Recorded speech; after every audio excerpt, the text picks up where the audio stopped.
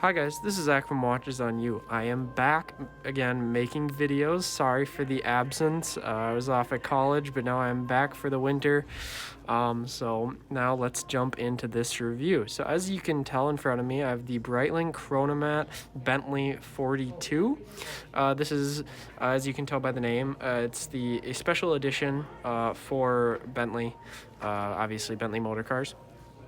And it just has some more interesting features above the standard Chronomat. They're just really aesthetic features, but I'm going to go over the differences. We also have reviewed the regular one, so if you're looking for that, you can go and find that on our channel. But now let's jump into this watch. So this is a 42 millimeter watch, as it says in its name, and it's a part of the Chronomat line. So it shares the same case with the standard Chronomats. There isn't really any differences on the case of this timepiece, which I personally like. The special editions, sometimes they get kind of crazy. I generally don't think I don't think a lot of the times they do justice to the brand that they're working with, especially a brand like Bentley, which is kind of a luxury car company that I guess they're not very understated, but again, it's all more about luxury than flashiness, I guess, even though they've come to be a bit flashy in, I guess, modern times. But so the case is 42, which I think is very well sized for a full-size chronograph. I think anything bigger would have been too big, so I really like 42 millimeters for this timepiece. It allows the dial to be big enough so that it's easily legible, but yet it's gonna fit most wrists just fine. Now you can see on the dial here you have a beautiful Sunray British racing green color dial, which I really like. I love the tone of green that Breitling chooses for these Bentley watches. It's not very flashy. In a lot of angles like that, it just looks black. But then when you get it into the light, it really brightens up into this beautiful green that, again, it's very subdued, and the sun ray on this is very well done. I'm not sure if you can tell in the camera, but a lot of sun ray dials will tend to have lines on the dial. Even Rolex generally falls victim to this. I'm not exactly sure why that happens. It's just got to be something with the manufacturing process of how you get the sun ray. But on this, it's very smooth. There really aren't any lines that show up other than the actual sun rays. So it just makes this dial look absolutely spectacular. I also like how on the new Chronomat line, the dial isn't overly busy. A lot of people say the Navitimer's dial is really busy.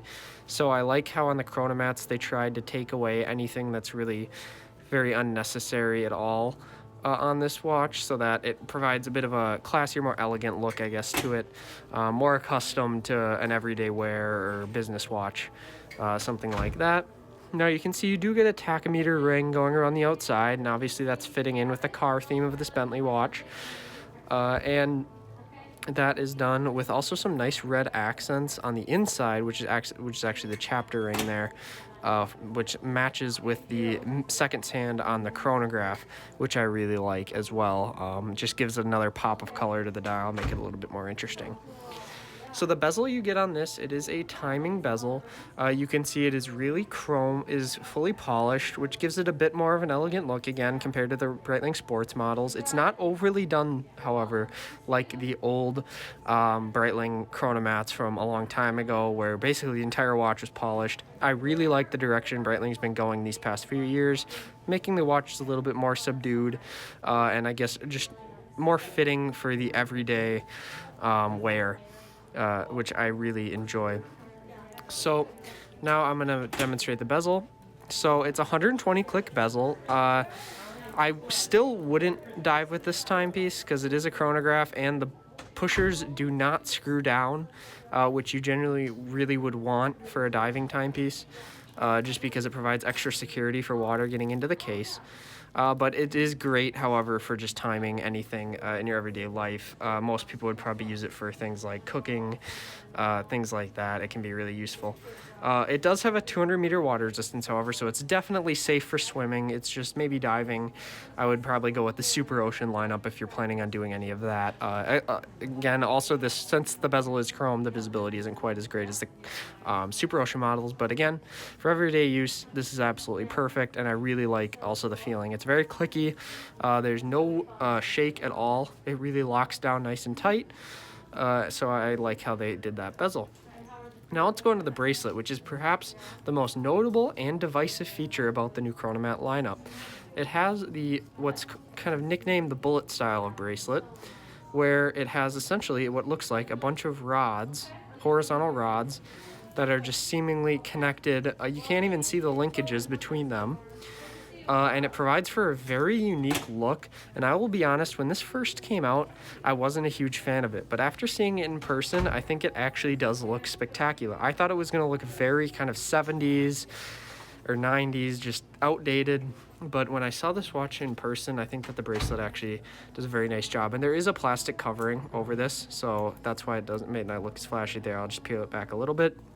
And so you can see it is extremely well finished. It's not super flashy either. It has some polished accents, again, making this watch a little bit more elegant, but it doesn't really, I guess, jump out at you immediately like some of the older Breitlings did, which I very much appreciate. I also like how they did put some chamfering on the edges of the bracelet. That makes for a more comfortable fit, and also I think it looks a little bit nicer. Now you have a standard 2-button clasp. There's no safety on this, but this isn't a sports watch, so that's just fine in my opinion. I mean, so on the wrist, the 42 size, I would say it does wear more like a 44. It definitely feels a bit bigger than a 42, but I think it's still fine, being that this is supposed to be kind of a big sports chronograph. Its comfort level is extremely nice. The bracelet having so many links, it really conforms to your wrist, and also being just well finished. You can see on the inside here, everything is a really smoothed out surface. You can see the linkages there, but again, they're all really kind of polished on the edges, so there's nothing pokes you or anything, and same with the clasp. It's a very comfortable fit. Now let's take a look at the movement. So it has the Breitling B01 movement, which is their top-of-the-line chronograph in-house movement, which is absolutely fantastic. You can see one thing I really like, however, before I go into the actual movement, is the only place this watch actually says Bentley on it is the case back, where it will say it's the Bentley right there. They didn't put anything over the sapphire, which Breitling has done in the past and many other watchmakers have done as well, which I absolutely love, because I like to see the movement. I don't like it when companies necessarily will put logos on the sapphire crystal, because it just obscures your view. Versus on this one, you get the full view of the movement. You're still told it's a Bentley, but it doesn't jump out at you, and I think that honestly really goes in line with it being a Bentley watch as well. Again, it's not supposed to be something that's gaudy. It's supposed to be kind of luxurious and everything, and I think this watch matches that quite well, along with the Breitling Premier that's also for Bentley. So now let's activate the chrono. So it's a column wheel chrono. You can see the column wheel right there. So when I click it, that column wheel is going to spin. Chronograph will activate. You can see the second hand moving. Now I will stop it, and I will reset it. And you can see, now it is reset.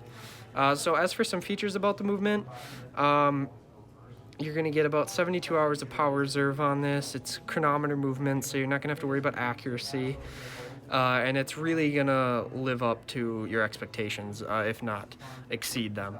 It's really, the Breitling B01 has now been tested for so many years that it's been seen to be a very reliable movement, and Tudor's even using the movement in their Black Bay chrono, just again lending to the fact that this is a fantastic watch movement.